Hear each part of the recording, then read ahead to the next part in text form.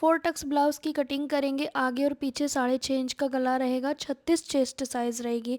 तो यहाँ पे हम कपड़े को डबल फोल्ड में करेंगे। ये सूती कपड़ा है और इसका हम ब्लाउज़ बना रहे हैं। प्रिंट की डायरेक्शन देख के फिर आपको ड्राफ्टिंग करनी चाहिए।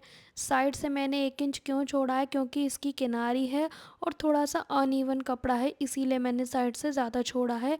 अगर आपका कपड़ा प्लेन है तो साइड से 1/2 इंच छोड़ोगे हुकाई मार्जिन। नीचे की ओर से मैंने 1.5 से 2 इंच एक्स्ट्रा रखा है। और इसमें हम पता है क्या करेंगे, फोल्ड मार्जिन इसी में रखेंगे। बहुत सारे लोग कहते हैं कि हमें ऐसी कटिंग बताओ जो फोल्ड मार्जिन इसी में रहे। देखो, रेडी लेंथ आपकी जितनी भी है उसमें 1/2 इंच प्लस करना है ऊपर का शोल्डर का, 1 इंच प्लस करना है प्लेट्स का, फिर उसके बाद आपको 1.5 इंच और लेना है जो फोल्ड मार्जिन रहेगा। ठीक है, तो फिलहाल हमारा 16 इंच के करीब है। तो इस तरह से आपने लेना है अपने ब्लाउज़ में 2.5 इंच एक्स्ट्रा, अगर आप उसी में फ़ोल्ड कर रहे हैं तो। मैंने फ़ोल्ड मार्जिन इसी में लिया है, तुरपाई पट्टी में अलग से नहीं लगाऊंगी। तो ये इस तरह की ब्लाउज़ की कटिंग भी आपको सीखने मिल जाएगी। यहाँ पर हम हमें चाहिए शोल्डर। तो शोल्डर हम लेंगे बैक नेक के हिसाब से। बैक नेक और फ्रंट इसमें 6.5 का है, दोनों ही सेम नेक में कट करूँगी इसमें।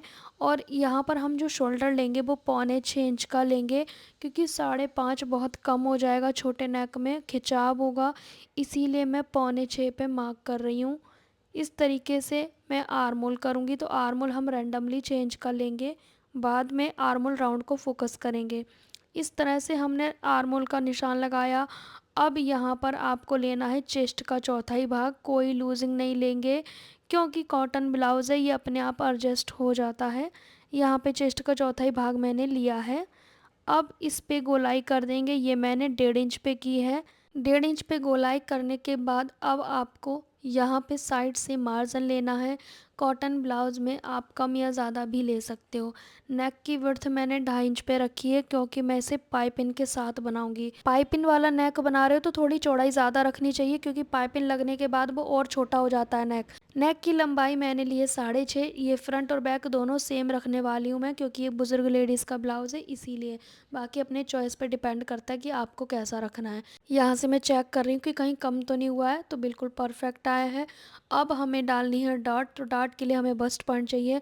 इनका बस्ट पॉइंट मैं 10.5 पर लूँगी, क्योंकि अंदर जो लोग ब्रा नहीं पहनते उनका बस्ट पॉइंट थोड़ा नीचे रखना चाहिए। यहाँ पर एक सीधी लाइन लगाएंगे। बहुत सारे लोगों को प्रॉब्लम आती है डॉट कैसे डालें, कितनी डिस्टेंस पे डालें। सब चीज़ क्लियर हो जाएंगी, बस थोड़ा ठीक से देखें। यहाँ साइड से ना हुक्काई मार्जिन ज़रूर रखना है आपको 1/2 इंच, ये मैं बताना भूल गई आपको। ठीक है, कटिंग के समय आप देख लेना मैं कैसे कट करूँगी। यहाँ से 3.5 लेंगे, या फिर आप चेस्ट का 10वां हिस्सा ले सकते हो, उतना ही आएगा लगभग। इसी पॉइंट के ऊपर फेस करते हुए हमने सभी डाट डाल लेने हैं।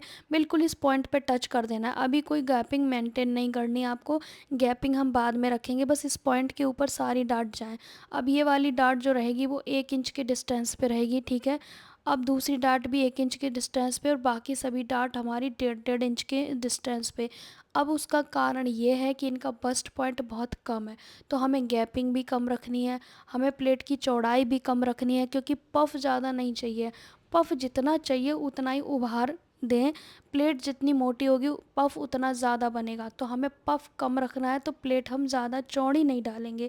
इस चीज़ का आप ख्याल रखेंगे। अब इस तरह से कटिंग कर देंगे। ये हमारे सभी डार्ट के निशान हो गए, एक ही पॉइंट से सारे डार्ट हमारे डल चुके हैं।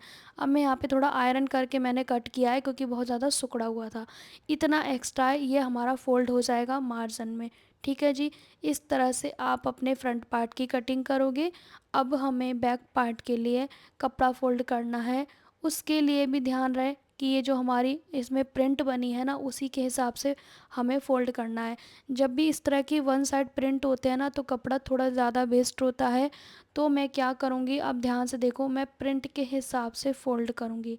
आपको पहले ड्राफ्टिंग लगा के देख लेना है अगर आपका अभी प्रिंटेड कपड़ा है, क्योंकि जो बत्तख है हम इसे उल्टा नहीं कर सकते। जैसा बैक में रखना है वैसे ही फ्रंट में रखना है, वैसा ही स्लीव्स पर रखना है। तो इस चीज़ का ध्यान देना ज़रूरी होता है।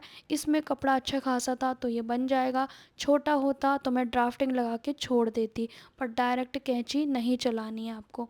ठीक है जी, अब इस तरीके से हम रख लेंगे बिल्कुल मैच करते हुए।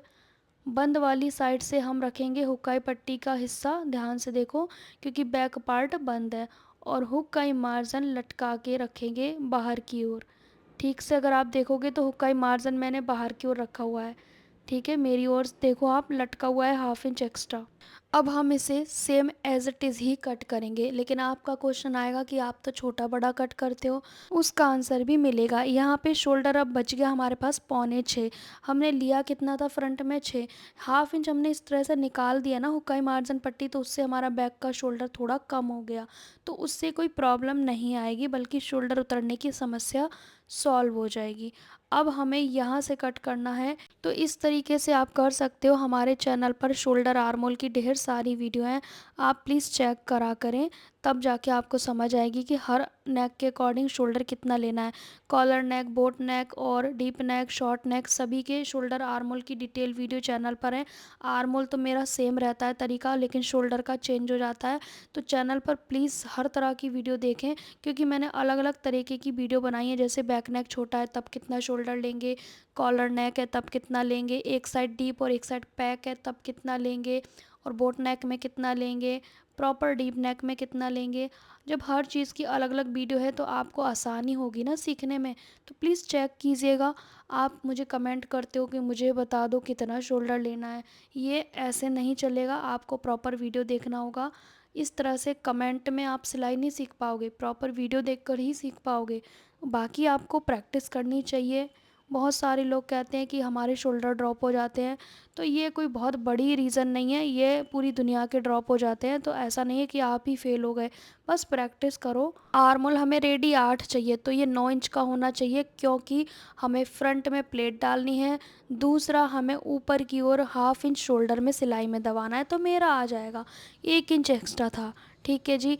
अब स्लीव्स के लिए भी कपड़ा 4 फोल्ड में रखेंगे, और बतख का जो शेप है वैसा ही रखेंगे, ऊपर की ओर फेस करते हुए। तो ये सारी चीज़ें ना आपको ध्यान देनी चाहिए जब भी आप प्रिंट वाले सूट ब्लाउज़ कट कर रहे हो। अगर नहीं बन पा रहा है तो उसे छोड़ दें, वापस कर दें कस्टमर को, पर ज़बरदस्ती उल्टा सीधा ना बनाएं। नीचे 1.5 इंच फोल्ड मार्जिन लिया, फिर रेडी लेंथ में 1/2 इंच एक्स्ट्रा लिया, ऊपर से 3 इंच पे डाउन किया, यहाँ बाइसेप्स का आधा लिया, नीचे गोलाई का आधा लिया, दोनों निशान मिला दिए। बाजू कटिंग करने का बहुत आसान तरीका है। बहुत सारे लोग कहते हैं हमें समझ नहीं आता।